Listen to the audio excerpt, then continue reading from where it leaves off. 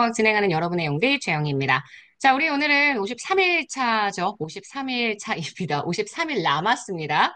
네, 24년 공무원 7급 7번부터 20번까지 문제들 좀 풀어보도록 하겠습니다.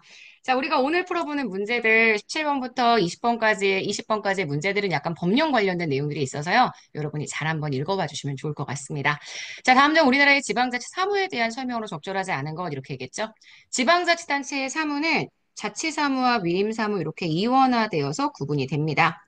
지방의회는 지방자치단체의 자치사무에 대해서요, 행정사무 감사, 조사 할 수 있습니다. 이건 지방의회가 하는 거니까요. 중앙정부는 자치사무에 대해서 감사를 위법성에 대해서만 할 수 있지만 지방의회가 하는 거에 대해서는 당연히 지방자치단체의 자치사무에 대한 감독권이 있죠. 지방의회라는 거 잘 봐주시고요. 지방자치단체나 그 장이 위임을 받아서 처리하는 국가사무에 대해서는 주무부 장관이, 당연히 위임을 한 주무부 장관이 지도나 감독을 할 수가 있습니다. 지방자치단체의 자치사무는 행안부 장관이 그 회계를 감사할 수 없다라고 되어 있는데요. 회계 감사할 수 있습니다. 물론 위법성에 대한 전제가 있어야 하겠지만 그래도 사무에 대한 감사가 있을 수 있다. 이건 다들 알고 계시는 거니까요. 요 2번 선지하고 4번 선지 좀 비교해서 두 가지가 어떻게 다른지 꼭 기억해 주셔야 합니다. 이 문제는 되게 예쁜 문제여서요. 여러분들이 실수하실 법한 그런 문제. 하지만 정리하면 너무 좋을 것 같은 문제입니다. 자, 18번입니다. 다음 중 우리나라 공무원 구분에 관련된 설명으로 가장 적절하지 않은 것 이렇게 얘기했죠. 일반직 공무원이란 기술, 연구 또는 행정 일반에 관한 업무를 담당하는 공무원입니다. 1급부터 9급까지로 구분이 되죠. 직군, 직렬별로 분류가 됩니다. 맞는 선지입니다. 특정직 공무원은 법관, 군인, 군무원, 국가정보원 직원, 특수 분야의 업무를 담당하는 공무원들로서 다른 법률에서 특정직 공무원으로 지정하는 공무원들을 말합니다. 네, 맞습니다. 정무직 공무원이란 고도의 정책 결정 업무를 담당하는 공무원으로서 법률에서 지정하는 공무원입니다. 이들은 선출직 공무원도 있고요.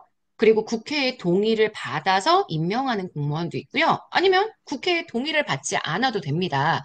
대통령이 임명하는 공무원. 근데 정무직으로 지정된 공무원이기 때문에 이들 모두가 정무직 공무원 모두가 국회의 동의가 필요하다고 보시면 안 됩니다. 여러분 국무총리는 국회의 동의가 필요하지만 장관은 국회의 동의가 필요하지 않습니다. 인사청문회는 해요. 하지만 동의가 필요하진 않기 때문에 요거 X. 별정직 공무원은 비서관, 비서 등의 보좌 업무를 수행하거나 특정한 업무 수행을 위해 법령에서 별정직으로 지정하는 공무원들을 말합니다. 맞습니다. 자, 문제의 정답이 되는 건 그래서 3번입니다. 19번 문제 들어가도록 하겠습니다. 대한민국 결산 절차에 대한 설명으로 가장 적절한 것 이렇게 물어봤는데요. 이것도 결산에 관련된 국가재정법 내용들이 들어가 있으니까 잘 봐주시고요. 용어 같은 거 좀 예민하게 보셔야 풀 수 있는 문제입니다. 1번부터 가볼게요. 자, 국가회계법에 따라 각 중앙관서의 장은 회계연도마다 일반회계, 특별회계, 기금을 통합한 중앙관서 결산 보고서를 작성을 하죠. 이걸 작성해서 국무총리에게 제출하지 않습니다. 이런 거 책임지는 건 당연히 기재부 장관입니다. 기획재정부 장관에게 제출을 하고요.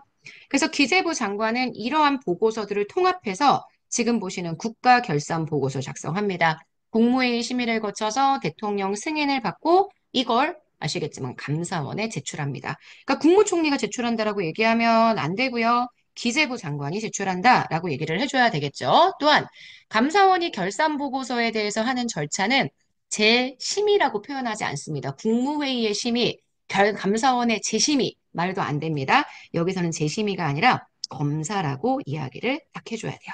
결산 보고서에 대한 검사 절차를 진행합니다.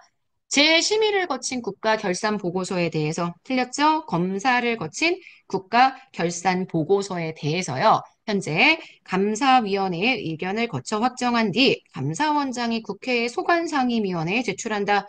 되게 그럴싸해 보이지만 국가결산보고서에 대한 검사를 완료했습니다. 그러면 이건 기재부로 가죠, 다시. 그래서 기재부가 국회에 제출하는 절차이기 때문에 여기 뒤에 있는 표현들은 싹 틀린 표현이라고 얘기를 해줄 수 있습니다. X입니다. 4번.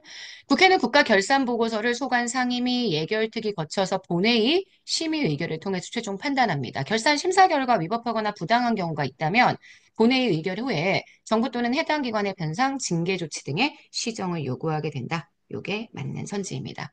사실 19번 문제는 정말 국가지정법에 나와 있는 결산 절차 조문을 그대로 실어놓은 내용이기 때문에 여러분들이 좀 꼼꼼하게 읽어주셔야 되고 굉장히 신기하게 오답을 만들었습니다. 그래서 오답이 너무 낯선 표현으로 나와 있어서 내가 알고 있는 게 맞나 이런 생각하실 수 있을 것 같은데 저희 해설제 법령들 들어가 있거든요. 법령 내용 꼼꼼하게 읽어주시고 그리고 이 부분은 우리 기본서나 필체, 기회부 여러 가지 교재들을 통해서 했으니까 그 교재의 내용들 참고해서 정리해 주시면 될 것 같습니다.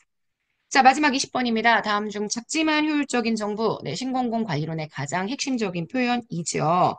자, 이런 데에 대한 설명으로 적절하지 않은 것, 큰 정부의 반발에서 규모와 역할을 축소하는 외형적인 측면에 무언가 중점을 두고 있는 개혁이다.